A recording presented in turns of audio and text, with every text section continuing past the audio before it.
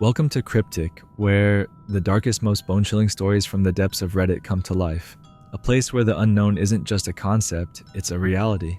Where every story takes you deeper into the eerie and the unexplained. Tonight, we're diving into a tale that will leave you questioning what lurks just beyond the shadows. What might be hiding in the places we dare not look? What secrets could be buried in the darkness? Could they be watching us right now? Get ready to explore the unnerving, the horrifying, and the mysterious. Remember to like, subscribe, and hit that bell. I uncovered a dark underground operation deep in the caves. Now I fear for my life. I haven't got much time. They're at my door and have started trying to get in. My name is Luke Jacobs. I am of sound mind and not depressed. If I end up missing or dead, it is not from my own doing. I saw something I wasn't supposed to see, and now they are here to try and silence me. I have been noting down over the last few days what I experienced, in hope for some answers. The following events are based on what I can remember. I'm a keen hiker, rock climber, and cave explorer. I live on the outskirts of a vast national park, which is ideal for all three. On my previous hike, I followed a short, steep trail that looped through a section of the forest. The walk took about 2 hours in total. Near the end of the route, I noticed a small, dark opening within the rock formation. It was around 60 yards away from the main trail. I curiously wandered over to take a look inside. It appeared to be quite a standard cave for the area. I took out my flashlight and inspected it for a moment. Emerging from the shadowy right-hand corner was a small, narrow crevice. It was an opening to a new cave system below. Unfortunately, I didn't have any of my caving gear with me, and it was getting late in the day, so I left and made my way home. I had the full intention of going back the next day to check it out. The next morning, around 5 a.m., I packed up my gear and drove over to a clearing in the forest. I had told my brother Sam the night before where I was going and what time I would be expected back. I did this as a routine whenever I went out hiking or caving, just in case the worst happened. I pulled up on the edge of the forest and made my way up the trail. I was excited to explore somewhere new. I had never noticed this cave before, even though I had frequently hiked the track over the years. The fact that there was a further cave system below was something I was excited to explore. The mudded trail was soft from the morning dew under my feet as I neared the cave. I turned off the main trail and waded through overgrown grass and bushes. My eager pace slowed. I looked with suspicion at the cave entrance. It had been loosely covered by branches and foliage. I moved the various branches and vines away and switched my flashlight on. I lit up the opening, making sure someone wasn't using it as a temporary shelter. It was empty. Though strange, I thought possibly another hiker had found this gem of a spot and wanted to make sure no one else got there before them.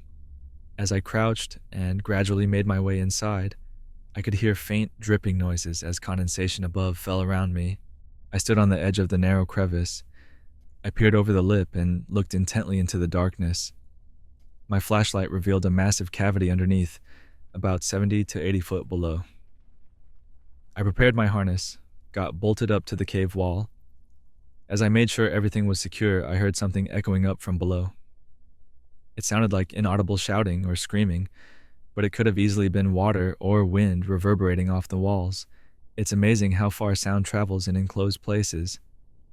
I switched from the flashlight to my headlamp and began to make my descent. As I eased my way down, the bottom seemed brighter than I would expect. As my feet touched the floor, I gazed back up at the sunlit gap above. I unhooked myself from the tether and switched back to my flashlight. I looked back and forth. It looked more like a large tunnel than an enclosed cavity. The normally uneven ground was unusually flat and void. I noticed that the concave walls were all lined with dim lantern-style lights. This only intrigued me further. I wandered forwards cautiously until I was going around a slight bend. Again, I was hit with echoey shouts and screams. Now, I was sure they were definitely people. They weren't the kind of shouting you would expect from construction workers or an exploration party. No, it sounded much more sinister. My pure adventurous excitement was in that moment replaced by an unsettling feeling of dread. I looked at my cell phone. I knew it had no signal. but it was a nervous habit I had when I felt alone.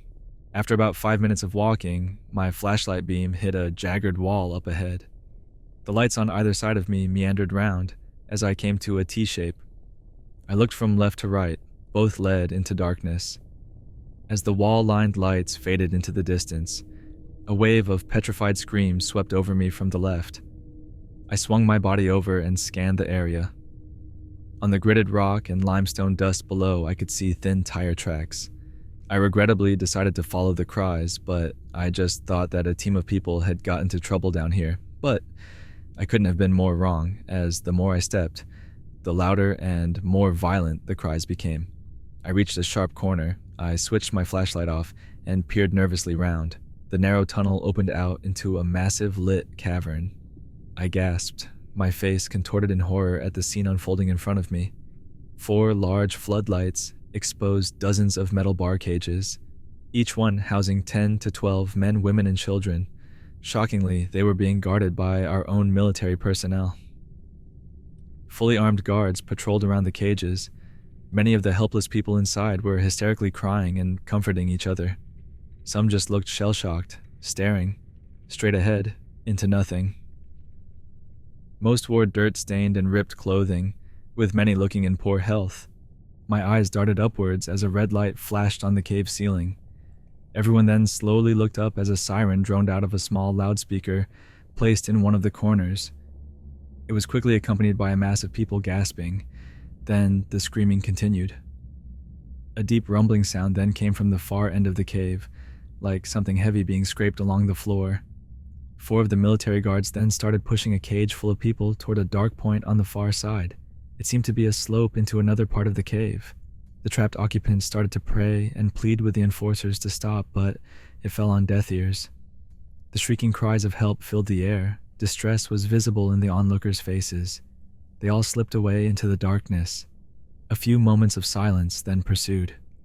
Heavy, fast-paced footsteps began to echo out from the dark as the 4 military personnel came sprinting out of the shadows. What followed were horrific screams from the doomed captives.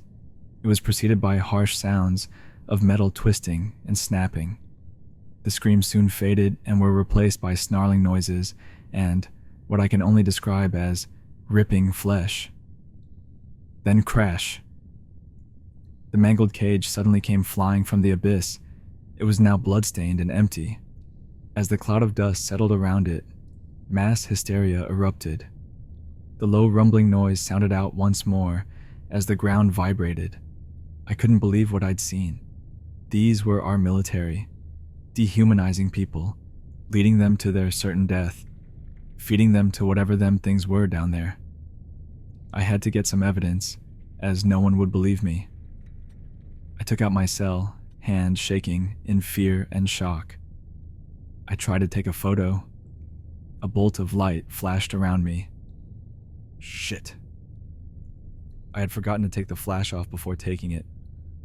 Several guards then looked in my direction. They raised their rifles towards me. I turned to run, dust kicking up, as a commotion ensued behind. As I ran, the lights began to get brighter, until the whole tunneling cave was engulfed in light. I ran faster and faster, the sound of various hooks and clips on my harness resonated around me. My short, shallow breaths echoed off the limestone walls, as I nearly missed the turn from where I entered. I skidded round the corner, catching my hand on a jagged rock. I winced in pain, but adrenaline kept me moving. I reached the cord and quickly clipped myself in. My blood-covered hands slipped as I tried to hoist myself up. I gained momentum and started to see daylight streaming through the rock opening. I could hear shouting and footsteps from the depths below. Someone yelled, "He went this way," while a second voice went, "Now, cut them." It then went pitch black below me. They had turned the lights off a second before I grasped onto the rocks above. I strained and squeezed myself out of the tight space, blood slowly running down my arm. My legs scrambled over the ledge just as beams of light flooded the space underneath. I held my breath as one of the soldiers shouted out, "Clear." I exhaled while slumping to the floor, trying to make sense of the last hour. Before I could compose myself, a voice barked out, "Up, up, up!" I jolted to my feet as 6 bright red lasers streamed through the dusty opening, hitting the wall above. I stumbled frantically out of the cave. I didn't stop running until I had reached my car. I grabbed the first aid kit from my bag and wrapped a bandage around the blooded gash on my hand. I called my brother while driving home. I told him what happened. He, of course, didn't believe me. Sam said to stop winding him up. He was busy and hung up the phone. I got home and tended to my wounds. Luckily, it looked worse than it was. I tossed and turned all night thinking about those poor people. Many of them looked like they were just picked off the streets. The next morning, Sam came to mine. I showed him my hand, told him every detail, and of course the photo I took. Finally, he began to see I was telling the truth. He said that I had to show him. I, of course, was hesitant. I explained that was military running it, and they had seen me take a photo.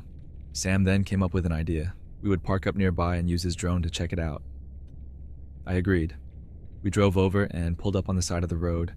A lump formed in the back of my throat as Sam set up the drone. I directed him on where the cave was located. We both anxiously looked at his tablet, which was streaming the drone footage. I saw the overgrown patch outside the cave. I gestured for Sam to turn towards the cave opening. I muttered in disbelief. What? The cave opening was now replaced by loose rocks and rubble. The whole rock face appeared to have caved in. The camera footage then swerved and fell towards the ground. The screen went black, then signal lost. Something had happened to the drone. We both scrambled back into the car and I drove home, dropping Sam off on the way. As the night set in, I noticed a black saloon car parked across the street from my house. It looked to occupy 2 people, both wearing suits. I studied it through my blinds, thinking to myself, what were they doing there? They were just sat staring forwards. Then, out of nowhere, they both turned towards me. I recoiled back, the blind slats snapping shut, just as I heard an engine start. The car then sped off. Yesterday morning, I went into work. Halfway through my journey, I saw a black car in my rearview mirror. I couldn't tell if it was the same one, but it definitely seemed to be following me. I decided to check. I made 4 immediate right turns. It mirrored my every move until the last turn. The driver must have realized what I was doing and turned off just before I made it. I parked slightly away from the office, just so it wasn't obvious where I was. Silly looking back, really. If this was the government, they would know exactly where I was located and worked. I went into various meetings throughout the day as normal. As it neared 3 o'clock, I had a knock at my office door. It was the receptionist, Kelly. She asked to come in, as something weird had happened earlier in the day. She explained how 2 tall men, both dressed in black suits and wearing fedora-style hats, had come into the office. They were insisting to speak with me and were prepared to wait. Kelly told them that I was out in meetings for the rest of the day. She described getting a strange, unnerving feeling about them. The most peculiar part was that they looked like identical twins. I thanked her. She had done the right thing. I looked back at the security camera footage. I could indeed see 2 men walk in. They spoke with Kelly and left within the space of 10 to 15 minutes. They were tall, bald, and had similar, if not the same features as one another. My mouth went dry as it suddenly dawned on me that whoever was running that underground hellhole knew my identity. I left early complaining of a headache and went back home. As I pulled down my street, I saw the black car once again. This time, it drove straight past. The 2 men inside stared intently at me. Time seemed to slow as their gaze followed me until I had passed them. I rushed out of the car and through my front door. Something fell off. I walked through to the dining room. On the table, I noticed a small envelope placed in the center. My paranoia was now really getting to me. Had they been in my house? What did they want with me? Deep down, I knew the answers, and they were all confirmed once I opened it. Inside, 6 photos, all of me. They were taken within the cave system. I felt sick. Surely whoever was behind this would not let me live knowing what I had seen. I didn't go into the office today, as I feared for my safety. I stayed glued to my chair all day, staring at the photos, trying to figure a way out of this mess. The evening had started to set in, headlights streamed through my window. The black car was back. It parked directly outside my house, and 2 doors began to open. The unsettling man walked expressionless towards my front door. I watched in terror through my blinds in anticipation. 3 large bangs rattled on the door. Now we are all caught up. Here I am, in this messed up situation. I still haven't answered the door. How could I? It has all just gone quiet. Too quiet. I'm currently barricading the doors. I am optimistic about my chances of survival through the night. If I do make it, I will try to get you all some more answers. Hopefully the blurry photo I took down there will be enough proof for someone to believe me. If you do not hear from me, assume the worst has happened. And there you have it. Another story that leaves us wondering about the shadows that surround us and the secrets that lie hidden in the dark. Was it all a twisted imagination, or is there truth lurking beneath these tales? Sometimes reality is far scarier than fiction. If you enjoyed this journey into the unknown, make sure to check out the other videos on my channel. I have plenty of chilling stories and strange mysteries waiting to be uncovered. Until then, stay curious and stay safe.